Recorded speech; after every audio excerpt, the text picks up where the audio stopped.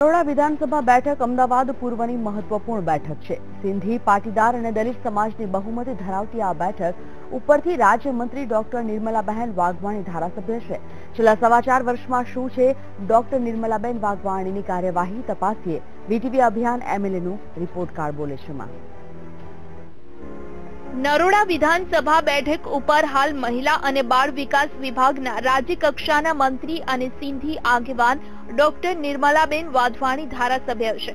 વર્ષ 2012ની વિધાનસભા ચૂંટણીમાં નિર્મલાબેને કોંગ્રેસના ભવાન ભરવાડને 58,352 મતે હાર આપી હતી।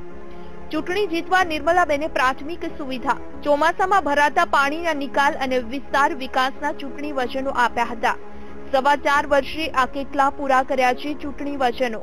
તમે ગયા 4 વર્ષમાં જોજો અમારા વિસ્તારમાં ઓછામાં ઓછા 6-7 ગાર્ડન બન્યા છે અને પાર્ટી પ્લોટ હું કીધું નથી હતું કુબેરનગરમાં, તો એવી રીતે અમે પાર્ટી પ્લોટ કરી જે બેસિક ફેસિલિટીઝ હોય એ બધું તો અમે કરી રહ્યા છીએ કે જ્યાં જ્યાં જેટલું નથી। ધારો કે એક જગ્યાએ સરદારનગરમાં જીમ નથી તો એનો જીમનો અમે મતલબ ભૂમિપૂજન એ બધું કર્યું છે, એનું લોકાર્પણ વિધિ બાકી છે તો એ કરીએ છીએ। પહેલા લાઇબ્રેરી નહોતું તો બધી જગ્યાએ લાઇબ્રેરી કે પુસ્તકાલય કે એવી રીતે છે। ધારાસભ્ય અને રાજ્યમંત્રી નિર્મલાબેન વાધવાણીના વિકાસના અનેક દાવા કરે છે પણ કોંગ્રેસ તેને અધૂરો વિકાસ ગણાવે છે। નરોડામાં ઔદ્યોગિક પ્રદૂષણના પ્રશ્નને મહત્વનો પ્રશ્ન લેખાવે છે। ઔદ્યોગિક વિસ્તાર છે, નરોડામાં જીઆઈડીસી આવેલી છે, બહુ જૂની છે।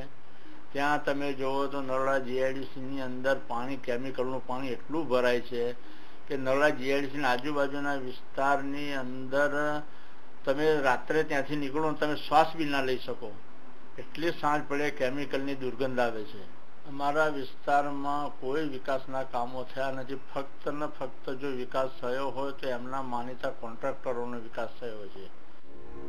નરોડા વિધાનસભા બેઠક વિસ્તારમાં ઔદ્યોગિક પ્રદૂષણ અને પ્રાથમિક સુવિધાના અનેક પ્રશ્નો છે જેનાથી નાગરિકો ખૂબ પરેશાન છે।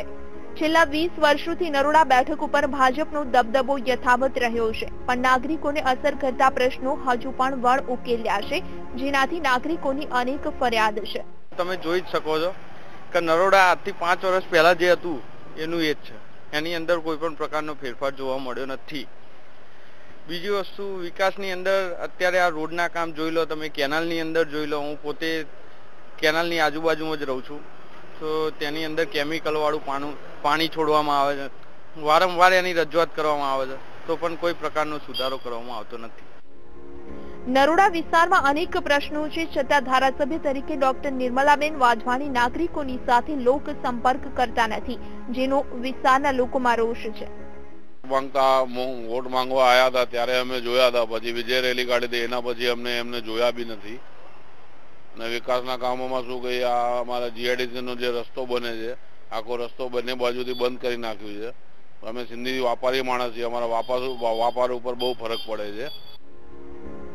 નરોડા વિધાનસભા મતક્ષેત્રમાં વિકાસ કાર્યો પણ થાય છે પણ તેની ઝડપ ઓછી છે જેથી સીધી અસર સ્થાનિક લોકોના જીવન ઉપર પડી રહી છે।